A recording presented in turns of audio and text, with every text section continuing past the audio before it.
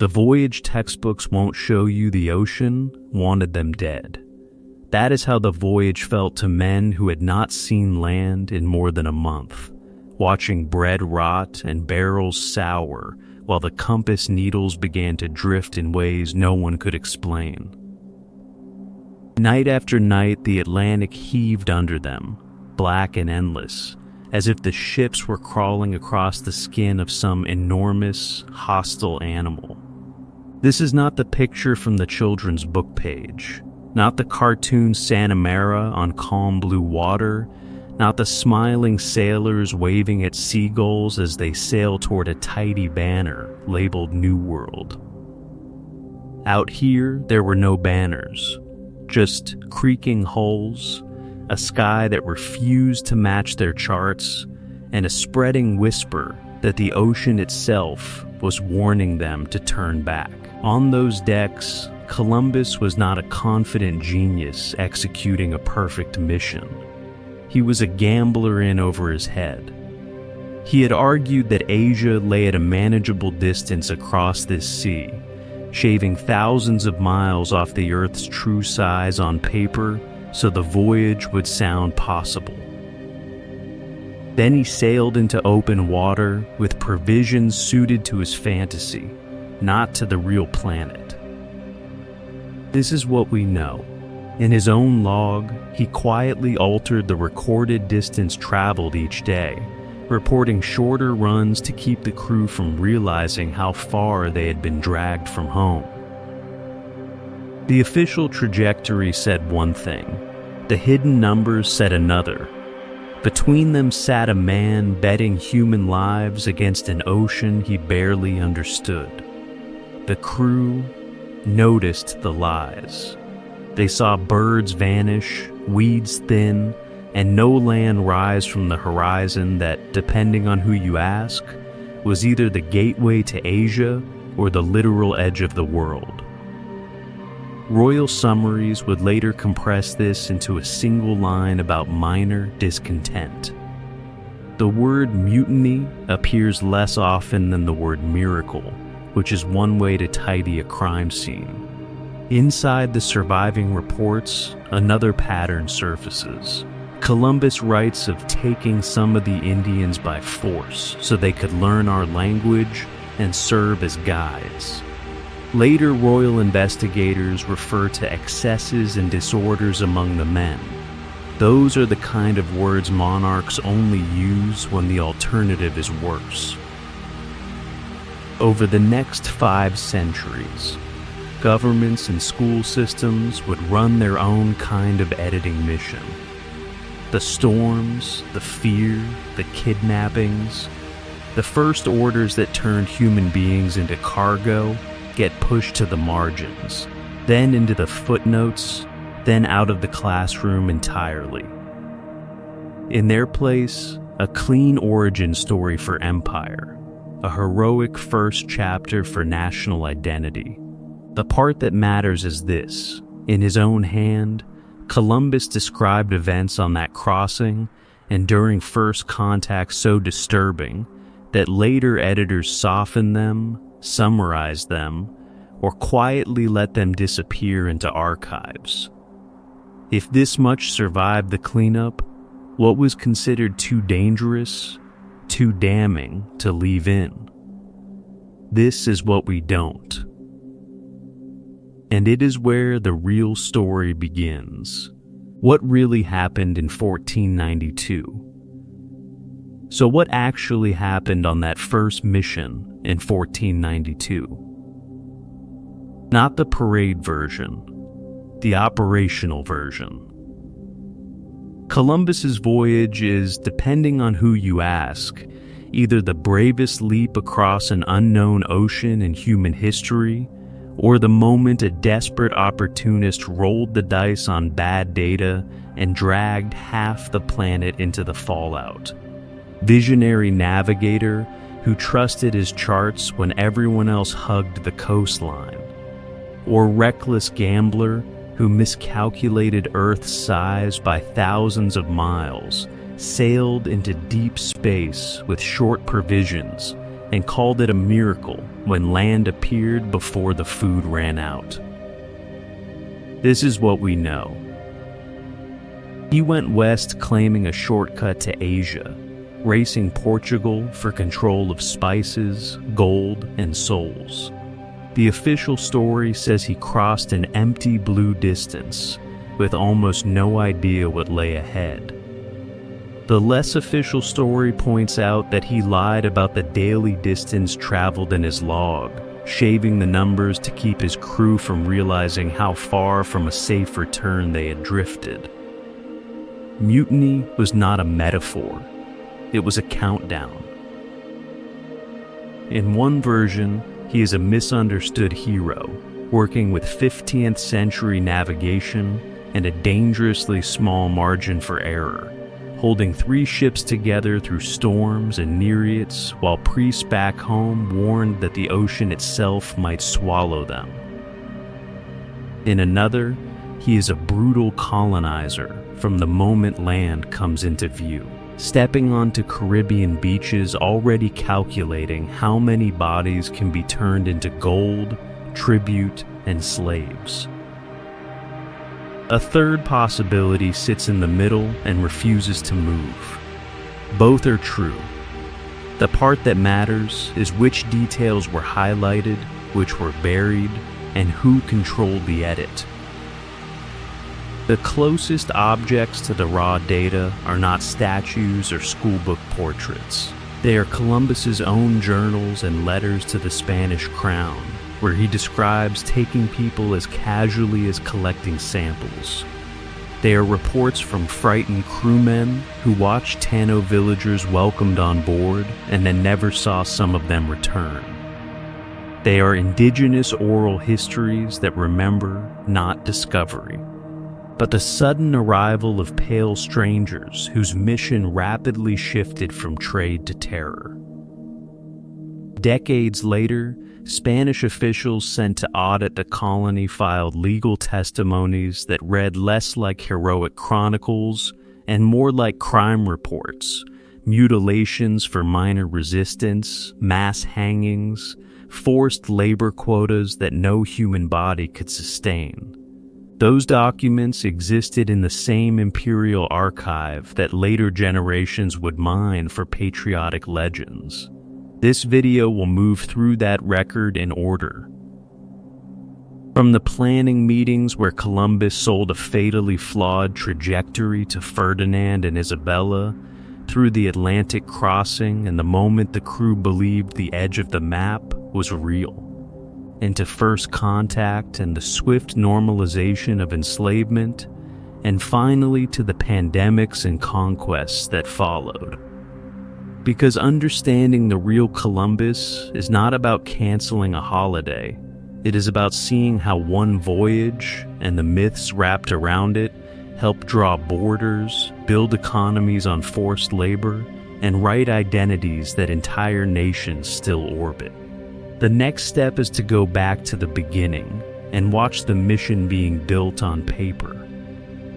The secret race across the ocean, the mission, did not begin with a ship on the horizon. It began with a blockade. By the late 1400s, Europe was crawling out of the wreckage of the Black Death and the long Middle Ages. Empires were rebuilding, merchants were counting coins, and at the center of it all sat a problem measured in distance and danger: Asia's spices. Pepper, cloves, cinnamon, nutmeg, tiny objects worth more than gold by weight, moving along land routes now squeezed by the expanding Ottoman Empire. Whoever controlled the path to those markets controlled the balance sheet of Europe. This is what we know. Caravans that once threaded through Constantinople now paid in blood and tariffs. Venetian and Genoese traders watched profits evaporate. In a world where a sack of pepper could finance a war, navigation stopped being a craft and turned into geopolitics with sails. Portugal moved first. Prince Henry the Navigator built a quiet machine on the Atlantic edge of Europe, a school for pilots, map makers, and instrument makers, all focused on one objective: push down the African coast, chart every inlet, measure every current. For decades, Portuguese caravels traced a careful trajectory south, hugging shorelines, building forts, and signing treaties that claimed islands and capes long before most of Europe could even point to them on a map. On paper, the world was already being carved up. Early agreements, precursors to the later Treaty of Tordesillas, drew invisible lines through oceans no one had actually crossed. Portugal held a legal monopoly on the African route to the Indies. Spain, depending on who you ask, was either cautious, distracted by internal wars, or simply late. Then, a Genoese sailor walked in with a shortcut. Columbus's pitch was brutally simple: do not go around Africa. Go west. The Earth, he argued, was smaller than the old authorities claimed. Asia was closer. The ocean in between, manageable. His calculations shaved thousands of miles off the planet's true circumference, compressing the Atlantic into something 3 small ships could, in theory, survive on paper. The voyage became a bold but rational mission instead of an extended suicide note. The part that matters is that many experts saw the problem. Scholars at the Portuguese court and later at the Spanish one knew the older data from Eratosthenes and others. They understood the real distance. Their verdict on Columbus's numbers hovered somewhere between optimistic and you must be joking. This is what we don't, whether Isabella and Ferdinand fully believed the math, or simply chose the risk that looked least humiliating. Fresh from taking Granada, running out of ways to pay for wars, they faced a strategic corner. Let Portugal keep its head start, or gamble on an untested trajectory into largely unmapped space. They signed. The official documents are blunt. Columbus is ordered to seek a westward route to Asia, to claim lands for Castile to bring back gold, spices, and Christian converts. No one talks about discovering a new world. The language reads more like a classified directive in an arms race than a romantic charter of exploration. On the surface, it was a voyage for God and glory. Beneath that surface, it was a secret race across an ocean most Europeans feared. With odds so long, the chance of success was the kind of number you write with a lot of zeros in front of the 1. The moment the anchors lifted, that abstraction turned into something far more immediate. Storms, empty horizons, and a crew starting to suspect their captain had lied about the distance. That is where the story stops being about maps and starts being about survival. Into the unknown, a gamble with human lives, the anchors came up in August 1492, and with them went the last illusion of safety. 3 small silhouettes pushed off from Palos, the Nia, the Pinta, and the Santa Mara. Not grand galleons. Coastal vessels, around 90 men packed into creaking hulls, with provisions calculated for a world that was, on paper, much smaller than it really was. The mission profile was simple in theory and lethal in practice. Sail west into an ocean no European had crossed end to end, hit Asia, return rich. No accurate longitude, no global positioning, no backup. Just dead reckoning, a magnetic compass, and Columbus's charts, which shrank the Earth by thousands of miles. This is what we know. He had convinced the Crown that Cipangu and Cathay were just over the horizon of the Atlantic. The data he used to argue that case was wrong, but the Voyage had already left the harbor before that could matter. Out on open water, distance became a political problem. Columbus understood that if the crew grasped how far they had sailed into the blue, the mission would end in a forced return, or in his murder.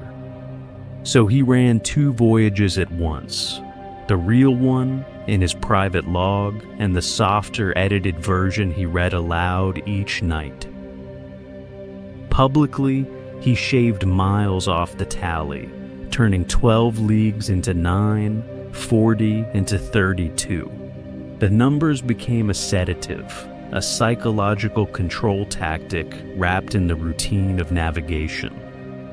The part that matters is that the ocean did not cooperate with the script. Days stretched into weeks with no shore. Food spoiled, barrels of water turned foul, tasting of wood and rot.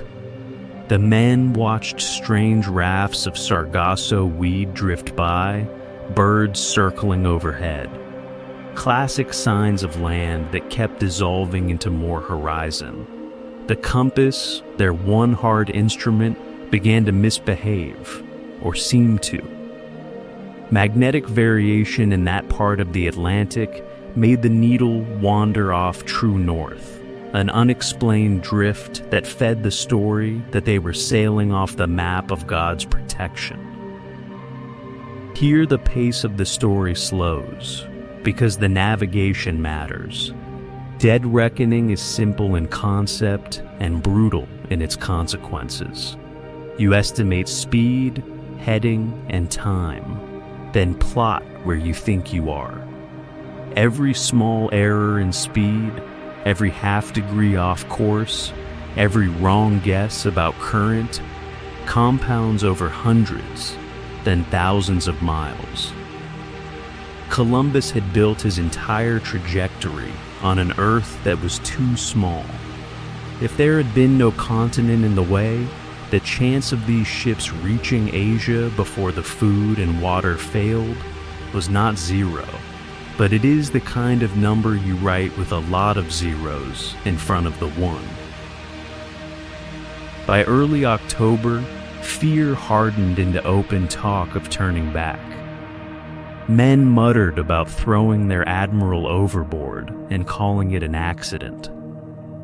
Columbus stalled, promised to reverse course if land did not appear within a few more days, then quietly pushed the deadline forward. Night after night, the western horizon stayed empty. On the last night before landfall, the mission hung between 2 voids, the black Atlantic behind them and the black unknown ahead. Depending on who you ask, the crew was closer to revolt than to any known shore. The next shout from the lookout would decide which way that story broke. Landfall and first contact, the moment the world tilted the shout, came just before dawn. Tierra, one word, cutting through the dark like a flare. For hours, the horizon had been a blank line between sea and sky. Now every man on deck surged to the rail. Voices collided. Prayers, curses, laughter that sounded almost hysterical. The mission had been one bad night away from collapse. In a single breath, despair flipped into euphoria. This is what we know. A faint line of shoreline appeared in the gray light of October 12, 1492. Palms, low hills, a strip of white sand. Columbus ordered the boats lowered. He dressed in scarlet, took a standard bearing the royal arms, and stepped ashore with all the ceremony the moment could carry. The textbooks freeze frame here, kneeling in the surf, flag raised, a clean, heroic climax to a dangerous voyage. That was the European version. The other side of the beach tells a different story. Tano villagers had watched strange floating structures approach out of the eastern horizon, towering wooden objects that moved against wind and current in ways no canoe ever had. From a distance, the ships looked almost alive, their sails shifting, their rigging clattering, their trajectory steady and purposeful. Then the smaller boats came in. Men in metal and layered cloth, pale faces under wide hats, beards, crosses, banners, swords that caught the sun. To the Tano, these arrivals were not explorers completing a neat line across a map. They were an unexplained presence walking out of the sea. The asymmetry began instantly. For the Tano, this contact existed at human scale. New guests, possible allies, potential spirits. For Columbus, it slotted into imperial space. A successful mission, a claim planted, a report to be written at safe distance and delivered to a court that wanted gold. His own journal preserves the pivot. He describes the Tano as generous, curious, quick to offer water and food. He notes that they traded parrots and cotton for glass beads and bells, seemingly delighted. Then, almost in the same breath, the language tilts. They would make, he writes, good servants. They are, he observes, timid, unarmed, and easily led. The admiration is real. So is the calculation. The part that matters is what followed that calculation. Columbus ordered several Tano seized and taken on board. Officially, they were guides and translators. In practice, they were living proof to carry back, human data points to justify more missions. The first captives of a system that had not yet been named, but was already taking shape. This is what we don't. What those first prisoners thought as the shore receded, as the distance between their world and the beach filled with dark water. The record falls almost silent there. On paper, this day is still labeled Discovery. In the log, Columbus is already sketching extraction, gold in the rivers, bodies for labor, souls for forced conversion. He writes how with 50 men he could subdue the island.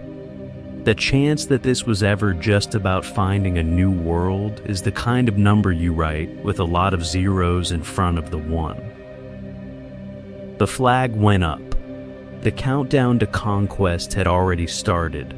Gold, God, and a hidden agenda Columbus did not slow down.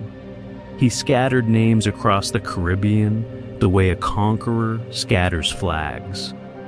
Every new shoreline was an opportunity.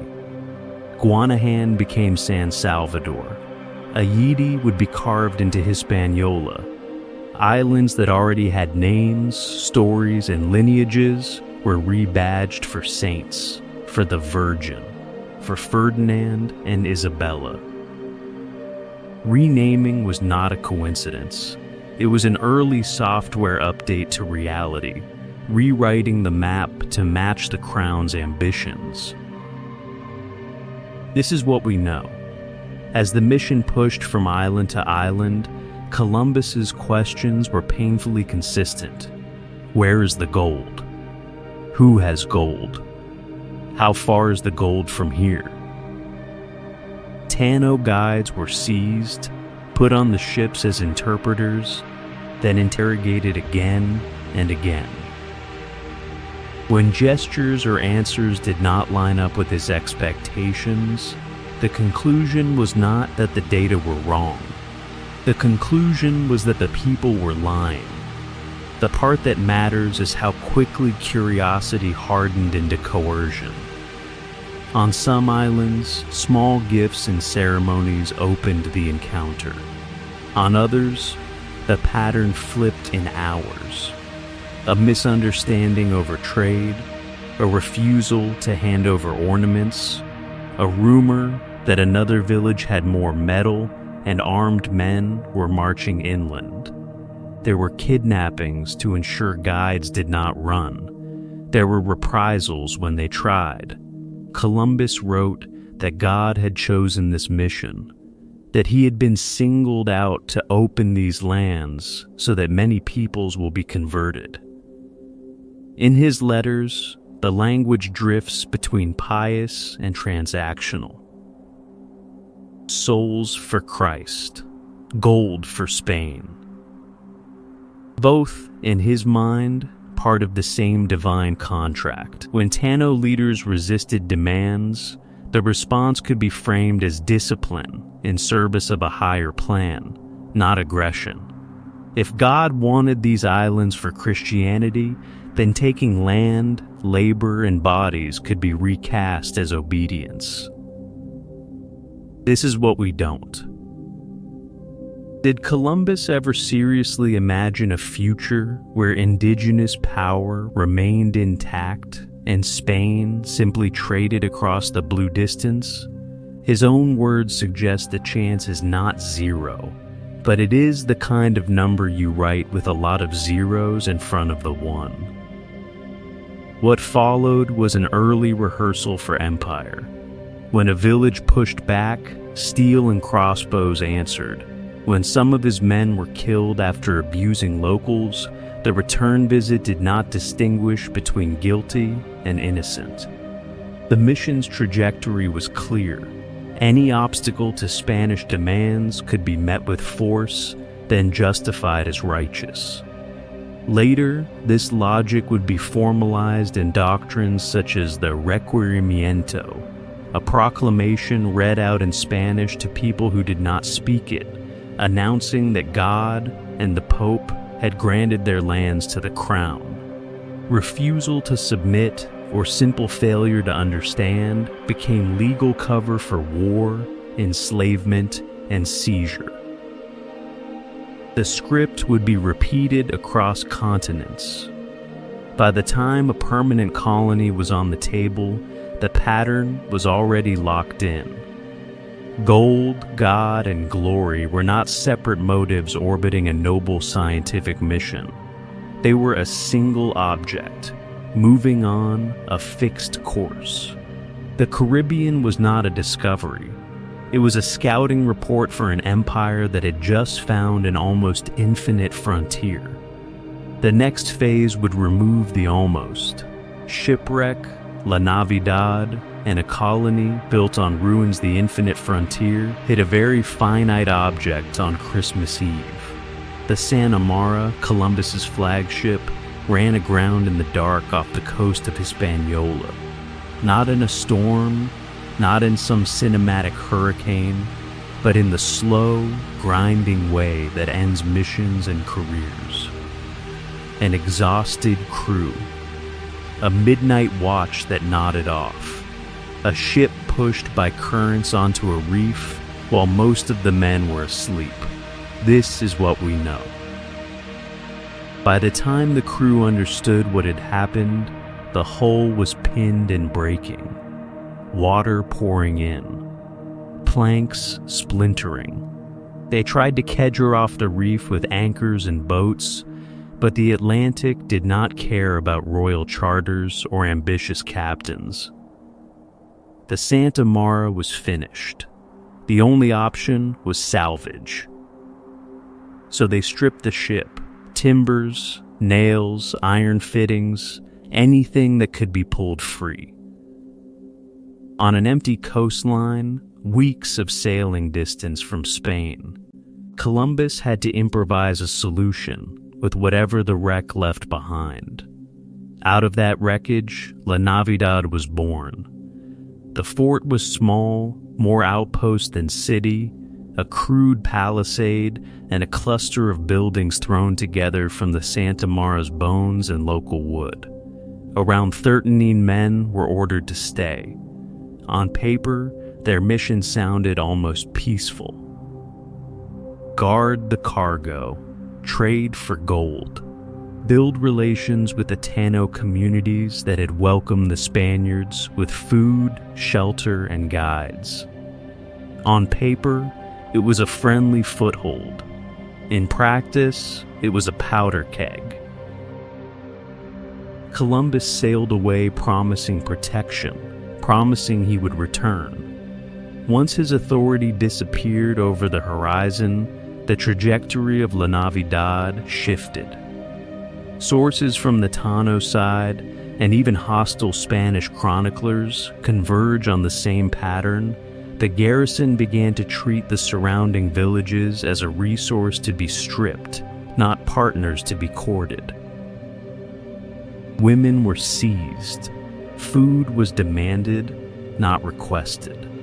Men were pressed to guide inland raids in search of gold that did not exist in the quantities the Spaniards had been promised.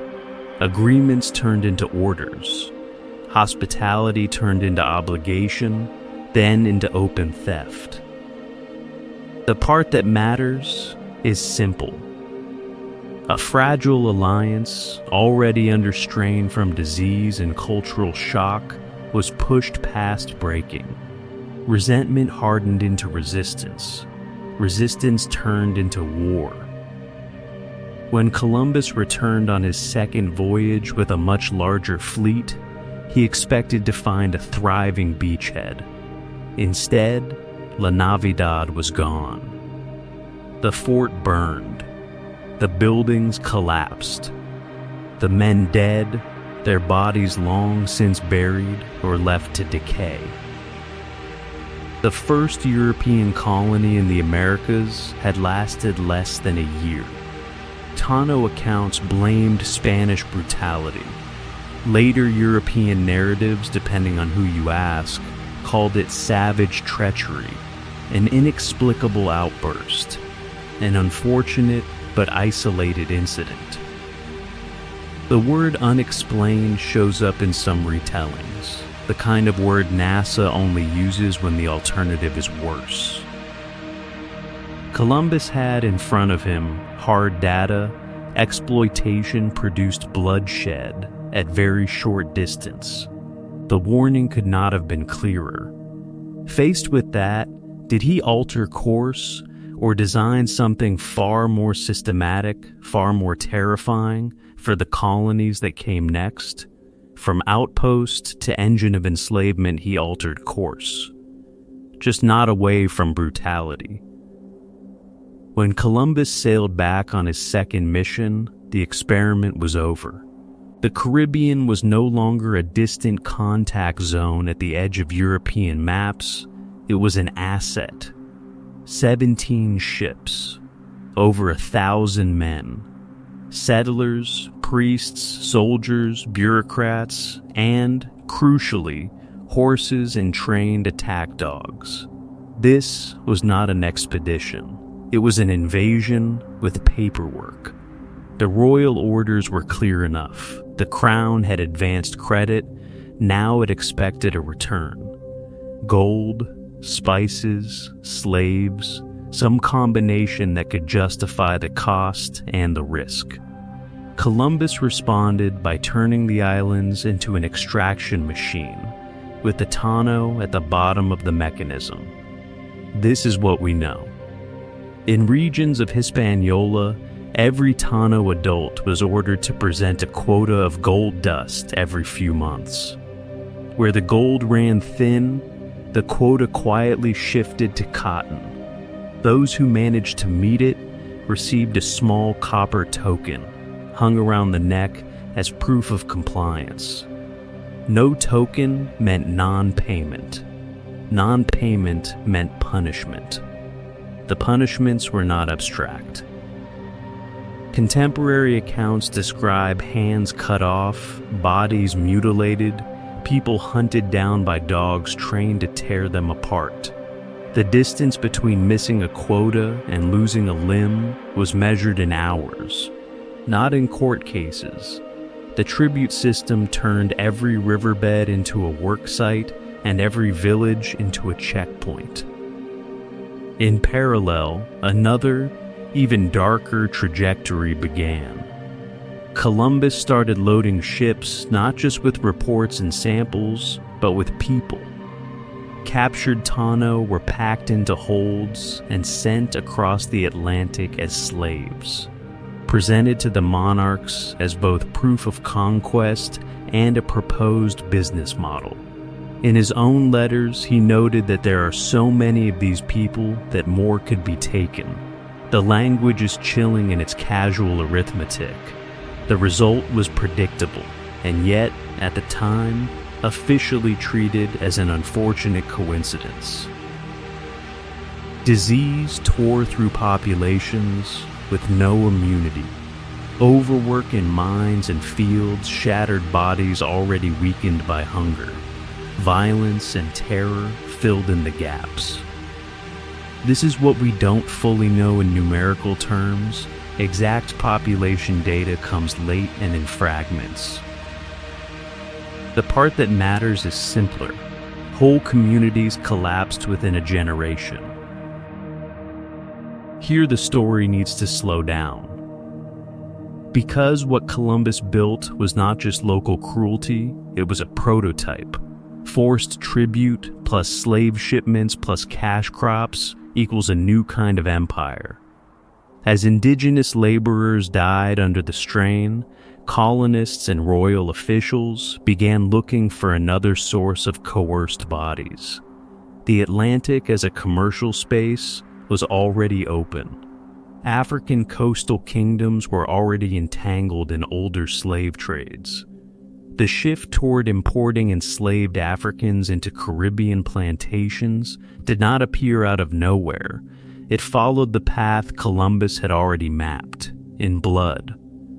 Not everyone in Spain could pretend this was an unfortunate misunderstanding.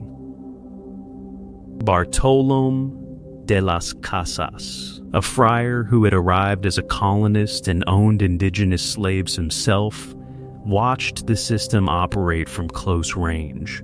He saw the raids, the tribute, the bodies.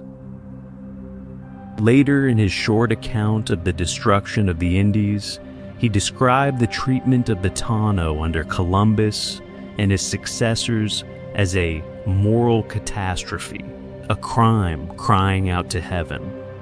His testimony turned private horror into public record. Depending on who you ask, that record is either an indictment of one navigator or an X-ray of a whole civilization's priorities.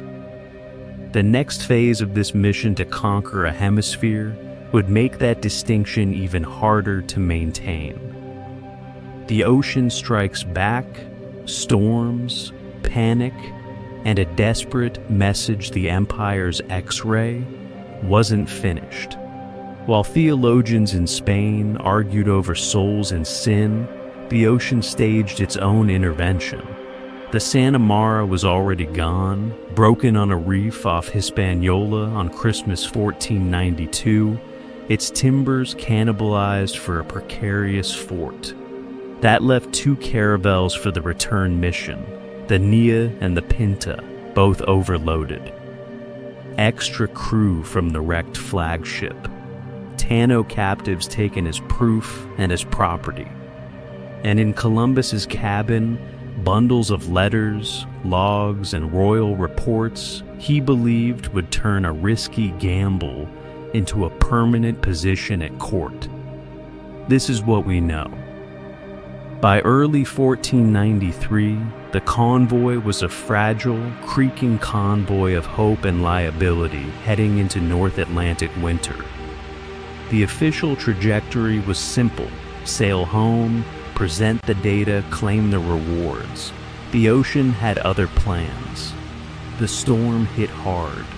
Walls of water rose out of the dark, higher than the masts. then crashed down with the force of falling stone. Rigging screamed.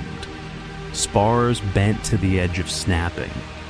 The Nia, barely larger than a modern city bus, climbed and fell through black troughs where no horizon was visible, only foam and night. Men who had mocked talk of sea monsters now clung to wet planks, confessing, bargaining, promising God anything if the hull held together one more hour. On both ships, the panic turned procedural. Lots were drawn to dedicate pilgrimages and fasts if they survived. Crew prayed aloud while officers tried to calculate, through the noise and terror, whether the next wave would roll them past the point of no return. Columbus understood that if the ocean won here, the mission vanished with them. No Europe. No court. No written record of what he had found or what he had done. So he tried to outwit the sea. In the middle of the tempest, he composed a summary letter of his discoveries, compressing islands, gold rumors, and convenient omissions into a few dense pages. He wrapped the document in waxed cloth, sealed it in wax, then placed the packet inside a wooden barrel. The crew thought it was ballast. He knew it was a time capsule. If the caravels went under, perhaps the barrel would drift into some future harbor and testify for him when he could not. The part that matters is what this reveals. In the instant between wave and prayer, Columbus was still managing his reputation. Even here, in open space with no witnesses but terrified sailors and an indifferent God, he was editing. The storm did not just batter wood and canvas, it shredded navigation. Winds blew the Nia off course toward the Portuguese coast, straight into the jurisdiction of a rival crown that believed the Atlantic was its private laboratory. Being forced into Lisbon meant political interrogation, awkward questions about roots and rights, and the real chance that another monarchy might hijack the data before Ferdinand and Isabella even saw it. The entire enterprise, presented later as destiny, turned out to be exquisitely fragile. One more bad gust, one more nervous harbor master, and the story of discovery could have worn a Portuguese flag or none at all. This is what we don't. Whether that barrel ever surfaced, whether some forgotten beach once held a silent, unopened archive of the first voyage. The chance is not zero, but it is the kind of number you write with a lot of zeros in front of the one. What did surface, safely escorted into royal libraries, did not remain untouched. The storm failed to erase Columbus's story. Later editors and nation builders did something quieter. They trimmed, they polished. They decided which parts of the mission would shine in classrooms, and which would be allowed to sink slowly into the deep. How a brutal governor became a textbook hero, the edited version kept the sails full. The unedited version put shackles on the captain. This is what we know. After that first triumphant mission, Columbus did not retire into legend. He returned to the Caribbean as admiral and governor, charged with turning a fragile beachhead into a functioning colony. On paper, he controlled a new world. On the ground, he was drowning in rebellion, hunger, and gold fever. Spanish settlers accused him of hoarding treasure, of favoring his brothers, of ruling through terror. Floggings, mutilations, public hangings used as policy tools rather than last resorts. Indigenous communities were forced into labor quotas for gold that did not exist at the scale promised. The trajectory from discoverer to despised administrator was not subtle. By 1500, the crown had heard enough. A royal investigator arrived, collected data in the form of sworn testimonies, and did something heroic textbooks tend to skip. He arrested Columbus, his wrists chained, his authority stripped, and shipped him back to Spain as a disgraced governor whose mission had spun out of control. He would plead, explain, and partially recover favor, but the distance between him and real power never quite closed again. He died in 1506, still arguing over titles and pensions, more litigant than legend. For a long time, that was the tone of the record. Not a clean hero, not a cartoon villain. A volatile, deeply flawed operator in a brutal imperial experiment. Depending on who you ask, a visionary navigator, a failed manager, or an early warning about what conquest would always cost. Meanwhile, in the Caribbean, there was no such ambiguity. Within decades, up to 80 or 90% of indigenous populations on some islands were gone. Disease did most of the work. Forced labor, massacres, and displacement finished the job. The demographic collapse was not a coincidence. It was baked into a system that treated human beings as an extractable resource. The part that matters is that for centuries Columbus was present in European archives, but he was not yet the simplified origin point children would memorize. That reinvention came later, in the 19th century, when young nation-states went shopping for founding myths. The United States, in particular, had a problem. Its actual colonial origin story ran through English conquest, indigenous dispossession, and chattel slavery. Hard to put on a parade float. Columbus offered distance. An Italian Catholic sailing under Spain, arriving centuries before Jamestown, could be recast as a neutral opening act. A convenient prequel for a country trying to knit together Protestants and Catholic immigrants under one shared banner. Textbooks and children's biographies did the heavy lifting. Gone were the chains and the courtroom. In came brave sailors, a worried crew, a single cry of land, and smiling Indians offering gifts in a bloodless exchange.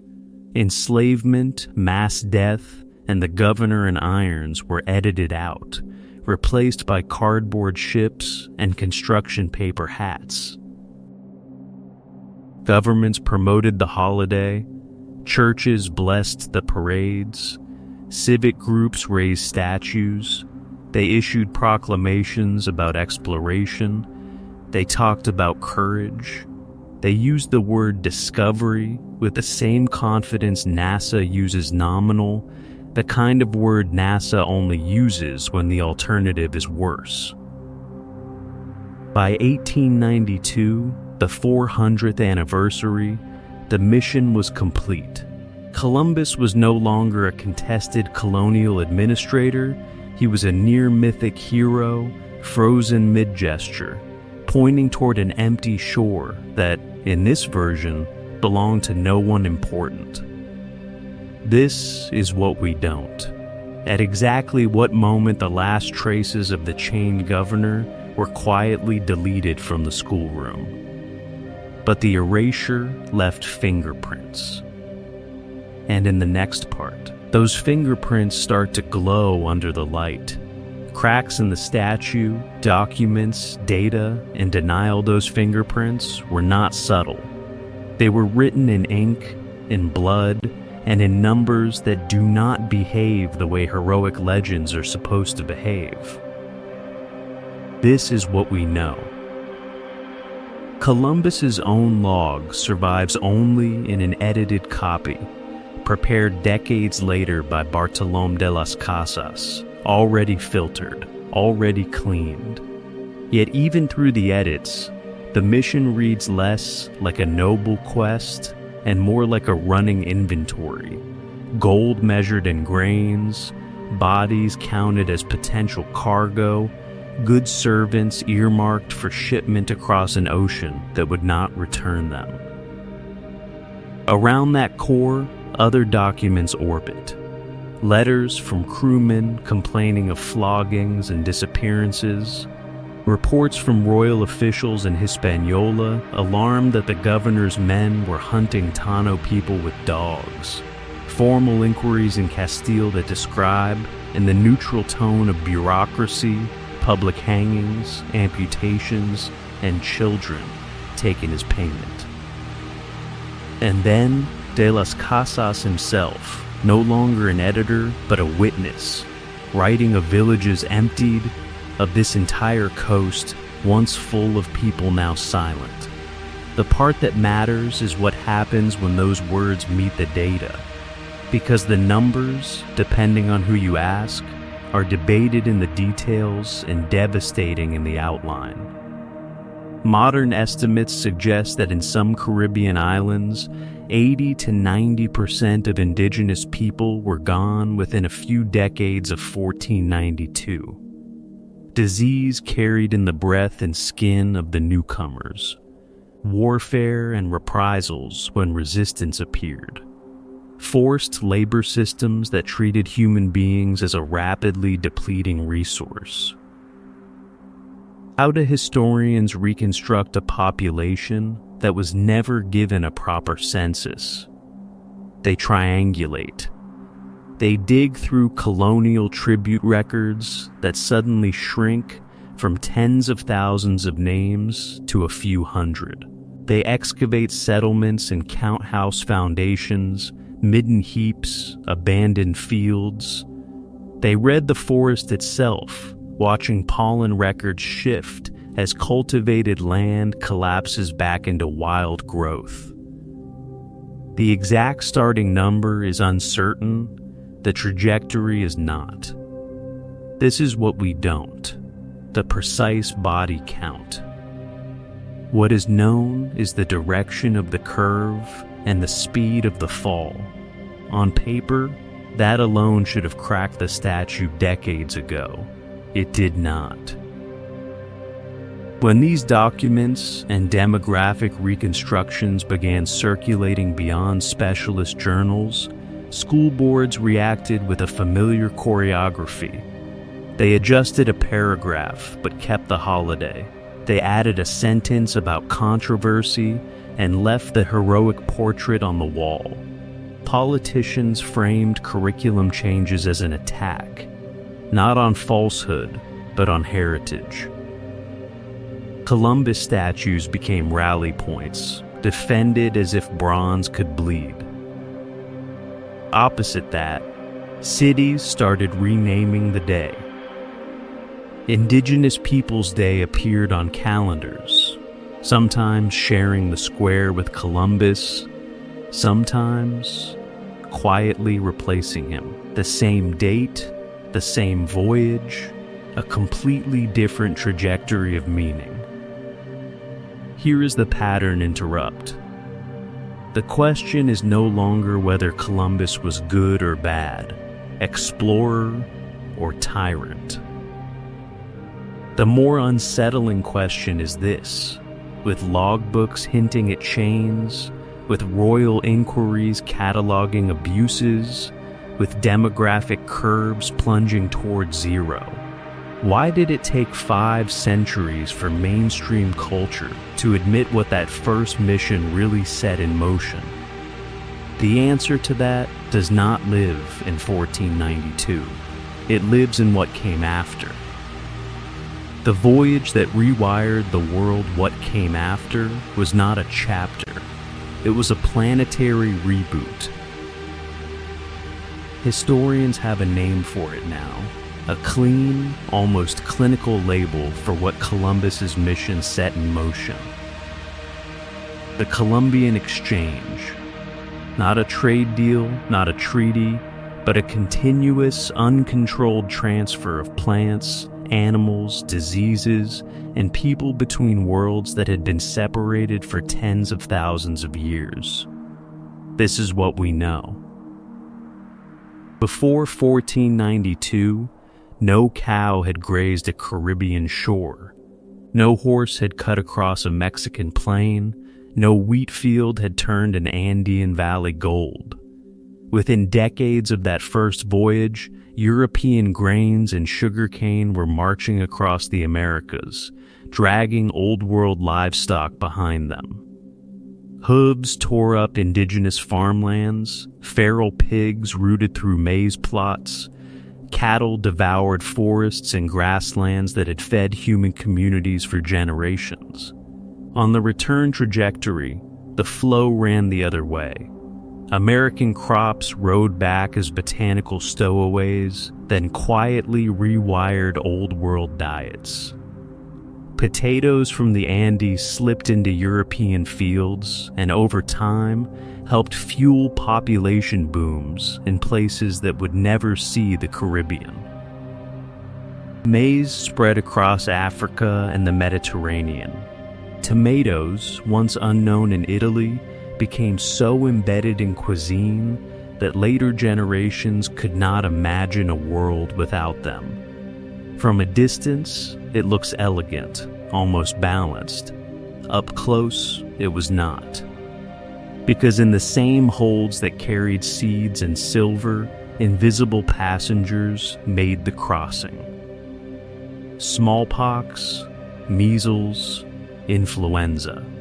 Pathogens that had circulated for centuries in crowded Eurasian cities entered populations in the Americas with no prior exposure, no inherited defenses. The result was not a wave, it was a collapse. In some islands, up to 80 or 90% of indigenous inhabitants were dead within a few generations of Columbus's landfall. Villages emptied. Languages vanished. Landscapes that had been carefully managed suddenly looked, to European eyes, open, unused, available.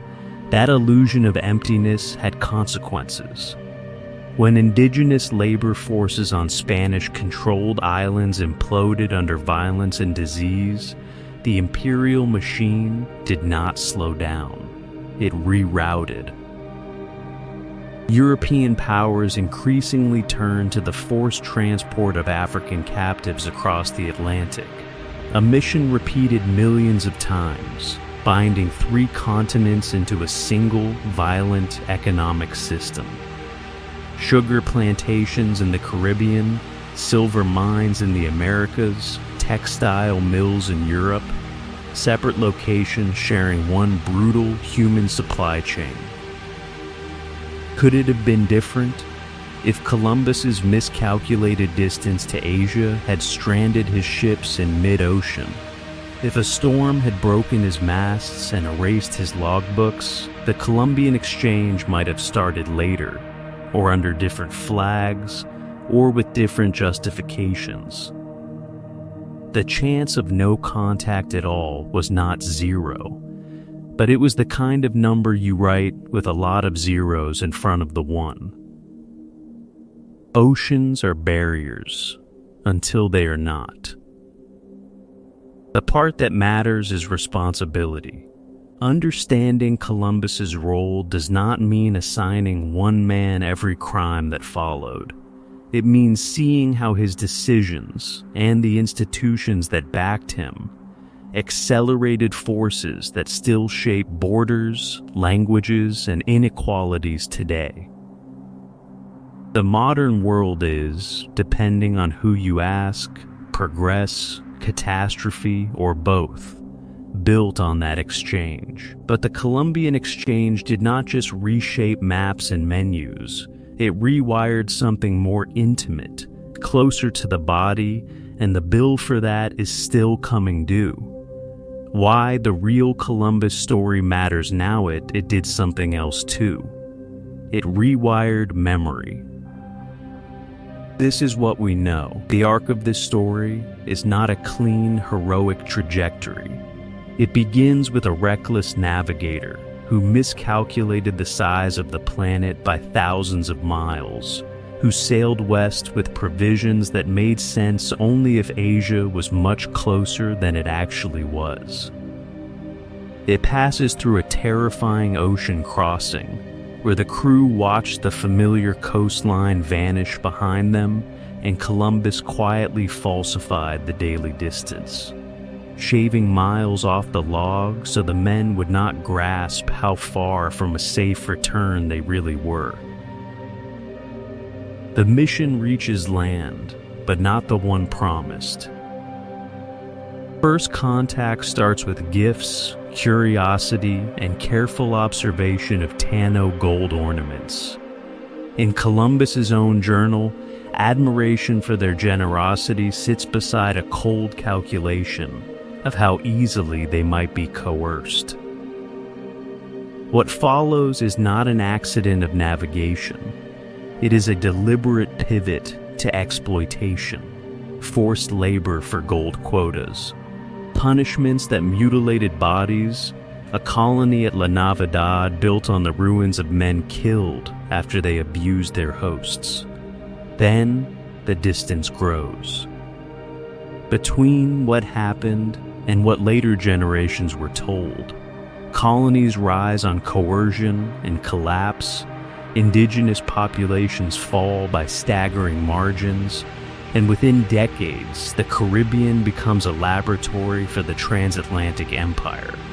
Yet in school textbooks, the chaos is flattened into a neat origin story, brave explorer, friendly meeting, flags in the sand, the rest filed under unexplained consequences or not mentioned at all.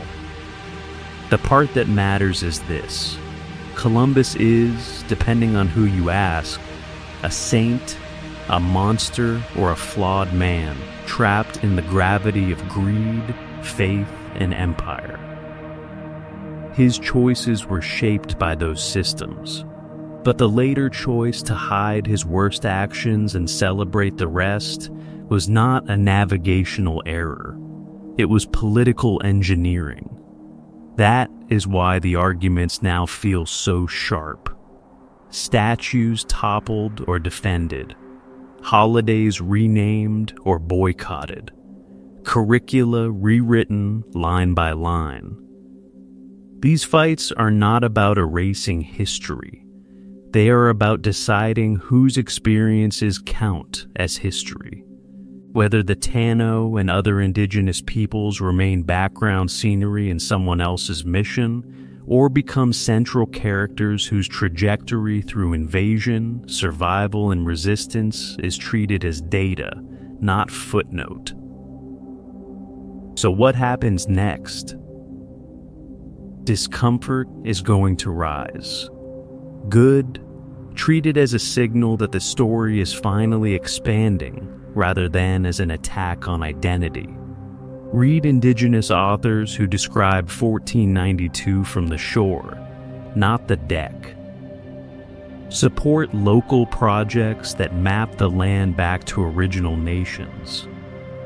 When a textbook offers a single clean narrative, ask what had to be cut away to make it look that tidy. Because the most dangerous voyages are not just across unknown oceans. They are the ones through inherited assumptions. The chance that those old myths are perfectly accurate is not zero, but it is the kind of number you write with a lot of zeros in front of the one. Turning back from comforting legends may be the only way to see the world that Columbus actually helped set in motion, and the one still being built or repaired right now.